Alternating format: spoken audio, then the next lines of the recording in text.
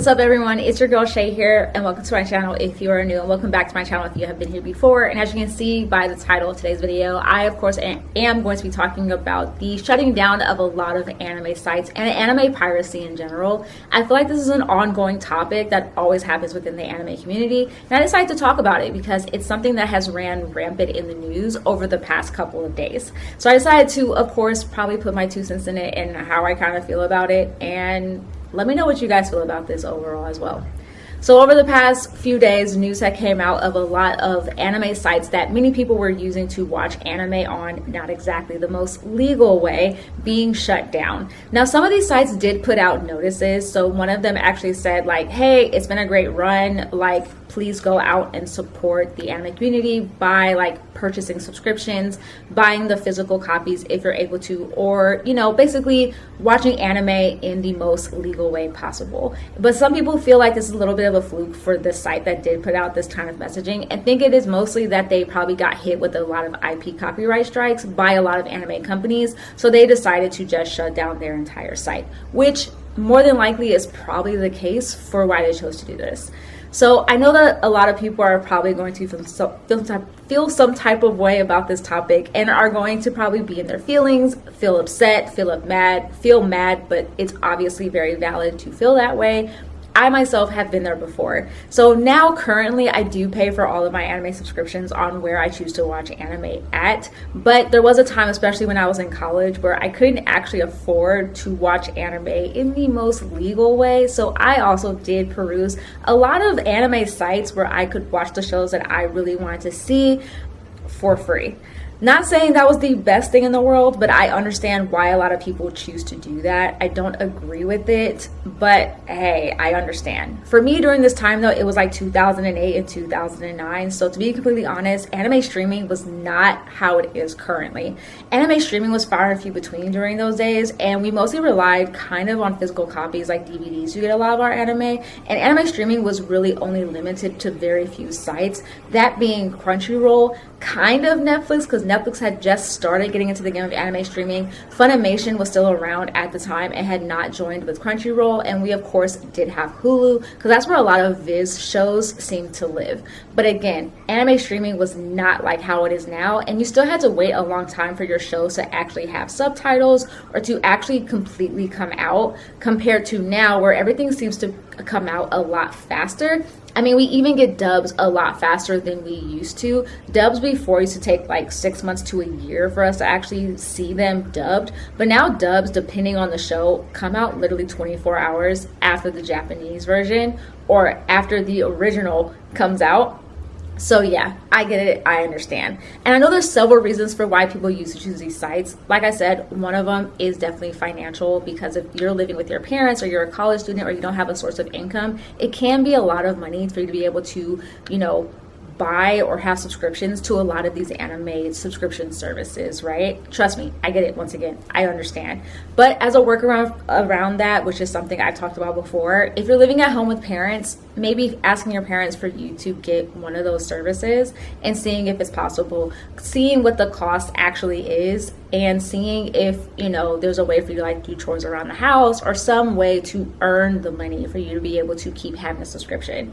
If you're someone in college, maybe you and a friend can go half on it. If you guys both like anime, maybe there's a way for you guys to share an account or stuff like that. I know there are some subscription services that are trying to cut down on the sharing accounts, especially places like Netflix, but maybe this is one way that you guys can like help each other out, because I know there's still people who still like use people's logins and people's accounts to watch stuff so that they're not having to pay for a subscription. So that's one way to definitely do it, because I know that's the biggest thing for people is financially. Another reason why people say they actually choose to use those piracy sites is due to the fact they might live in another country that they don't have access to certain shows or certain subscription services. Like, I know for a fact that Hulu is not exactly a thing in Canada, I believe, but someone can definitely correct me on that. But I know that that has caused where some people cannot watch some shows that are only airing on Hulu to be able to watch them, because They don't have Hulu. They have a completely different service.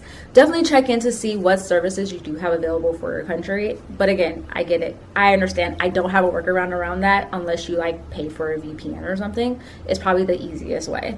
And then I think the third reason why some people say that they choose to pirate, from what I remember, was due to the quickness of how fast or slow some shows take to come out on a lot of these streaming services. And to that I have to say, things have definitely changed, because it used to be a lot worse. So I hear all of that from people, and I'm always just like, you wouldn't make it if you were trying to watch anime at when I was coming up, which was during definitely a lot of the anime boom, and when streaming was still fairly new. So to be completely honest, I feel like most of you that have streaming now got it good, got it much better than a lot of us from like years ago, where we were suffering trying to figure out where to watch anime and the easiest way to go about it, because it was hard, to be completely honest.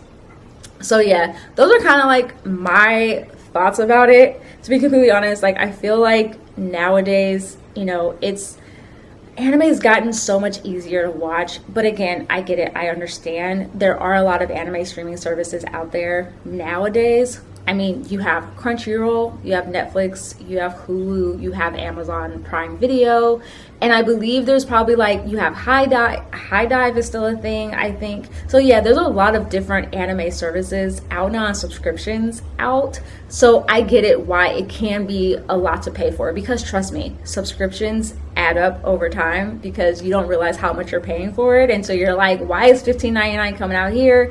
Why is $19.99 coming out here? Why is $5.99 coming out here? I'm paying for all of this stuff. I gotta make sure that I watch it. So again, I get it. I understand. I know some people have also said, why won't they just make just one anime service and you just watch all the anime on there? And I think the main reason being is that would be considered a monopoly. The main reason why I remember years ago when the whole Crunchyroll and Funimation thing, like merger, became a huge issue under Sony, was that people were worried it was going to have a monopoly on the anime market. And I remember that the FTC got involved, and they actually determined it was not, because they did have competition, right? They had competition with Netflix also streaming anime, Prime Video, as well as, of course, Hulu. So that's why they deemed it as okay. I will never foresee there actually being one site of which you can stream all the anime on, that where you're paying just one subscription. They have to have a like competitive market in order for this to work. That's just how it works, especially here in the US. Sorry, I don't foresee that ever happening. Now, do I think anime piracy is going to go away? No.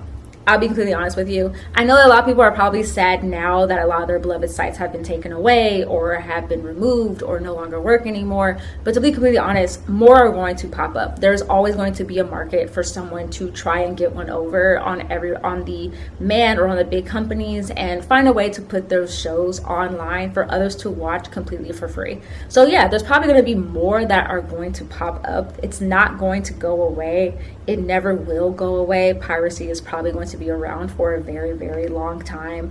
Again, I don't foresee it going away, but I do want people to know this. Even though you're watching the show for free, those people are literally getting paid. So with those ads they have on there, when you're there, they're getting paid for that. Like, they're making money off of you. So that's why a lot of people have said, like, you're going to these sites and these people are making money, it'd be much better to just put that money into a legal way of you watching anime, because then that way at least the makers of it are getting paid, or they're getting some sort of revenue, which therefore helps towards your shows continuing to be made. And I know it's probably not a lot of money. We don't know how much all of these people get paid, or how the entire pay system works when it comes to anime and subscriptions and streaming services and so on and so forth. But to be completely honest, like, they are working their butts off for us to be able to watch the shows that we want to watch. They've worked their butt off to try and make things easier for us to be able to watch it and have better access to it. And to me, like, seeing how there was a time where a lot of animes were getting canceled or we weren't able to find them anymore, And a lot of that was due to piracy. I remember shows like D. Gray Man, like people really loved that show. But because people were pirating it so much, they assumed that people didn't like it and then decided to no longer come out with it anymore.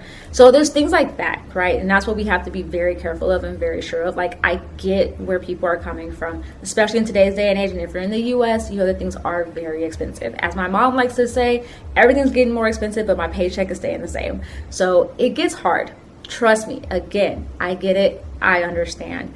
But if you really do love anime and you enjoy watching it, please try and watch it in the most legal way possible, which is paying for a streaming service. And I know some people are going to say, well, you said you did pirate. I did. I sailed the 7 seas, but I don't anymore because I have the funds to now pay for it. And I enjoy anime way too much to see a medium that I love fail, or to see shows that I love not get made anymore because they feel like us as fans don't like it, when in reality it has a large fandom, just people just aren't paying for it, right? So yeah, overall, that's my video. Y'all can let me know in the comments how you guys feel about it. How I feel, bottom line, is that piracy is probably going to always continue. It sucks. But I feel like if you have the funds to pay for it, please do pay for it. I feel like that's the best thing that we can do, because we want to show creators of these shows that we actually do love them and that we enjoy watching them and that we want them to continue what they are doing. And once again, they have tried their hardest to try and make it as easy for us as possible to be able to consume the content that we want to consume.